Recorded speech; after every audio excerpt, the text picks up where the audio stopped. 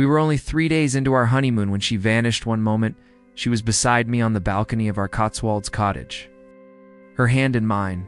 The next, I woke up to her side of the bed, cold, untouched, and the front door wide open. Note, no phone, no trace.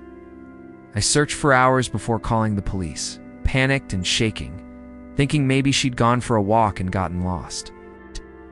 Or maybe something worse had happened, but days turned into weeks, and nothing. CCTV showed her walking into a village shop alone at 6:17 a.m., and then nothing, just gone. Her suitcase left behind. Her passport still in the drawer. They launched a search across the county, then across the country.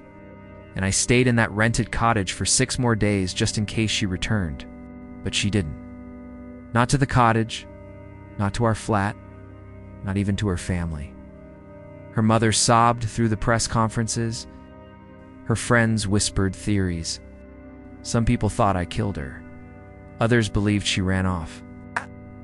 But me, I didn't know what to believe. I loved her. I married her. Eleanor was the one I'd waited my whole life for, the quiet, clever girl with sad eyes and a secretive smile who I met at a writing workshop in Bristol. I fell fast. We moved in together within 5 months, and though my brother Oliver called it reckless, I didn't care. Eleanor felt like fate, and then she was gone. No body, no answers, just a missing persons case and an aching hole in my chest.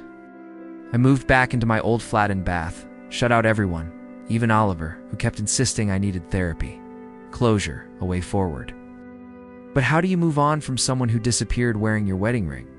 Then, on the 2nd anniversary of our wedding, I opened my letterbox and froze.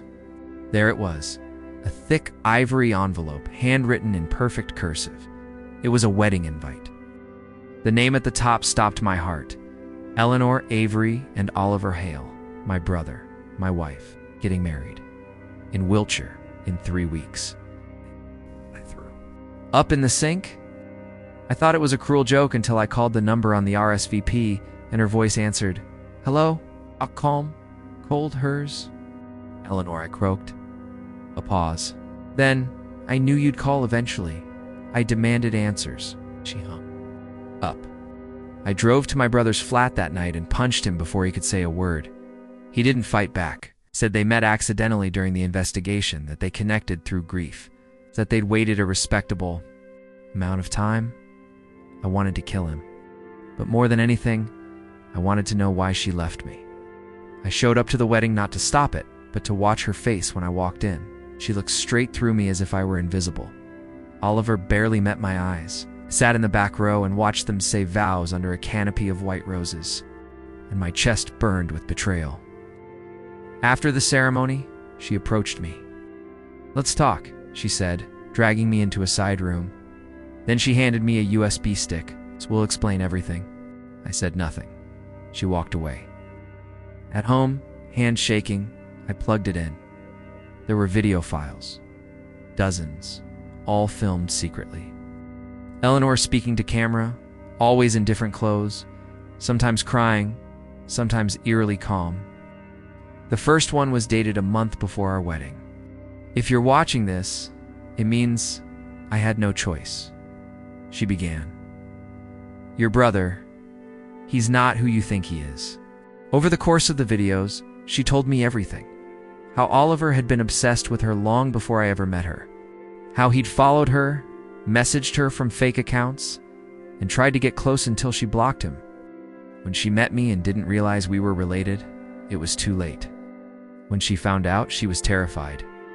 But Oliver made her promise not to say anything, said he'd ruin me, said he had dirt.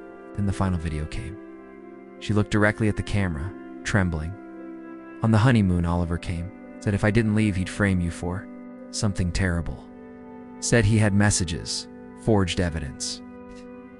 I thought I was protecting you, but he never let me go. I was never free. I'm still not. If you're watching this, I need help. Please. I sat frozen. My brother, the man I grew up with, he'd orchestrated it all. I called the police, gave them everything. Eleanor disappeared again this time. not by choice.